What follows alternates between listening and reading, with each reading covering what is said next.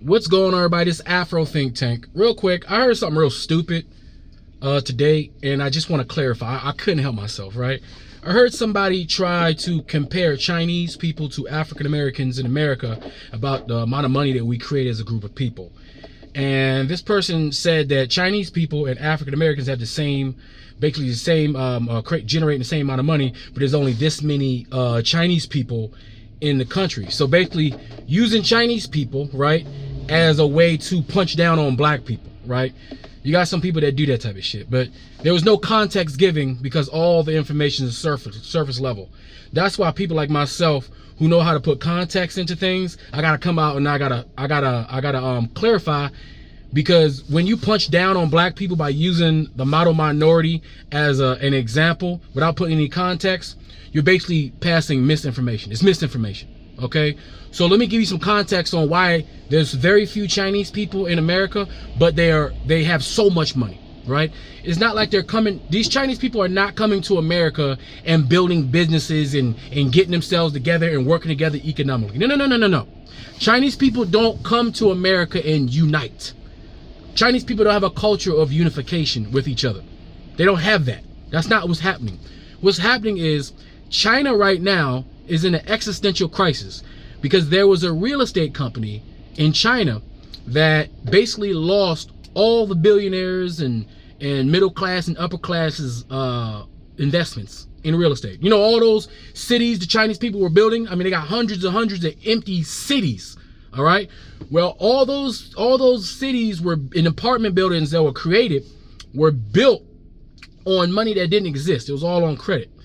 In China, if you want to get married as a man, you have to own a piece of property, period. It's not like here we get people get married, they struggle to get married, to get themselves an apartment, they struggle together. In China, you have to have a house, period, to get married. It's required for a man to get married to a woman, right? And first of all, there's not that many women there, but every man needs to get a house. So they're forced to get property. So what they do is they get a piece of property, they go buy a house. So a company says, hey, you can buy a condo, you buy an apartment or whatever. So they buy the house before it was built, right? So they can say, hey, I own a piece of property, now I can afford to get married. What happened was these apartments that these Chinese people bought, they were never finished.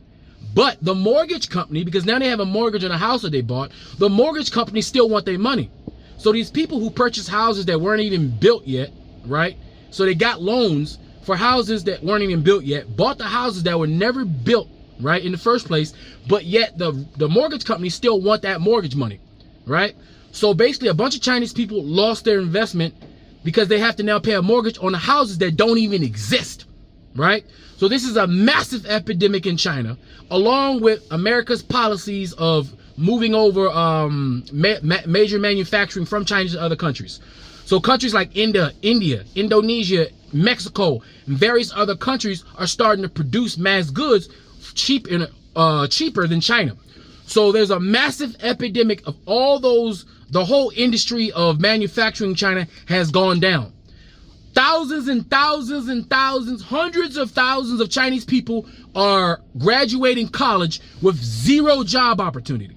Zero, right? And if you are a millionaire in China, you don't have you're not above the law. Like in America, if you're a millionaire, you're rich, you're above the law, right? In China, it doesn't matter if you're a billionaire. It don't mean shit, right? The former owner of, what was it, Huawei? I think it was Huawei or one of them, either it was Huawei or it was one of those AliExpress or something like that, billionaire, right?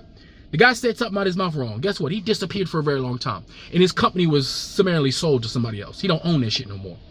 So what's happening is Chinese people are fleeing the country. The same way we say, oh, Nigerians are fleeing, Mexicans are fleeing, and everybody's fleeing to come to America. Well, guess what? Chinese people are fleeing to America. But the thing is, only millionaires and billionaires can flee. Basically, they have a way to flee differently from the regular people. The regular Chinese people who have an opportunity to sneak out of the country, they go on the route of like Mexico, coming up the border through Mexico like everybody else, right? But what the billionaires and millionaires do, because they can't transfer their money from a Chinese account to a American bank account, because the Chinese people will see that. If the Chinese people see a billionaire or a millionaire transferring their money from a Chinese bank account to an American bank account, they're going to get their money seized, right? And they're never going to leave the country because the Chinese government knows what's going on. So what the rich people are doing is they're buying real estate in Canada and America, right? All the rich Chinese people are trying to escape. But how do you get your money out? Through real estate, because the Chinese government has no problem with Chinese people buying real estate. So that's their loophole. So that's why you see a bunch of a small number of Chinese people in America that have an insane amount of money. These are not regular Chinese people. These are billionaires and millionaires who are buying out massive amount of real estate so they can transfer their money into the houses, right? Because that's the way they do in China when the market was fine.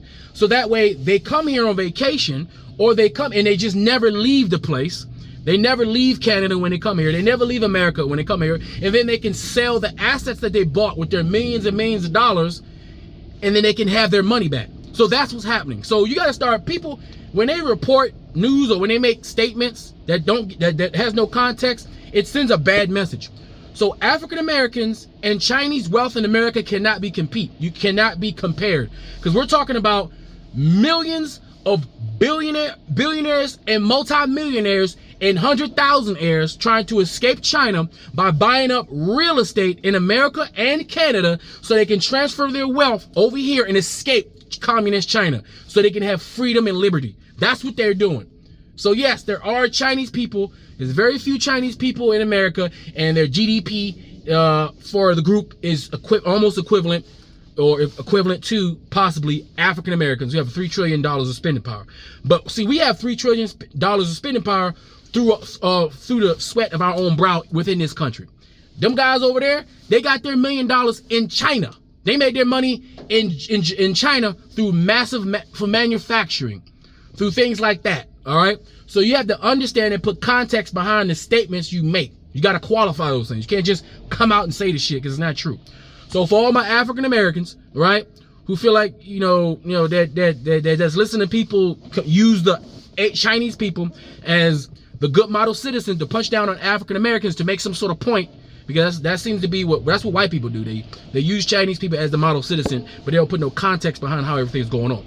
And if you want to know what's happening in China, they have plenty of YouTube videos showing you how absolutely destructive the Chinese economy is right now. It's absolutely horrible. It's worse than almost any African country.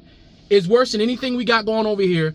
I actually truly do feel sorry for the regular Chinese person, because they're going through some shit and there's nothing they can do about it because of the way their government is an authoritative communistic / capitalistic country. So they got the worst parts of capitalism, right? The most vicious parts of capitalism and the most vicious controlling parts of communism, with an authoritarian one-party system that just brings together just the most worst type of policies that a average individual have to live with. Like, these people do not own themselves. Chinese people are subjects of the government. They are not free citizens to do what they want to do. They are subject to the government, and the government can tell them what to do, when to do it, how to do it, and anything. They don't own anything. They don't have rights to anything.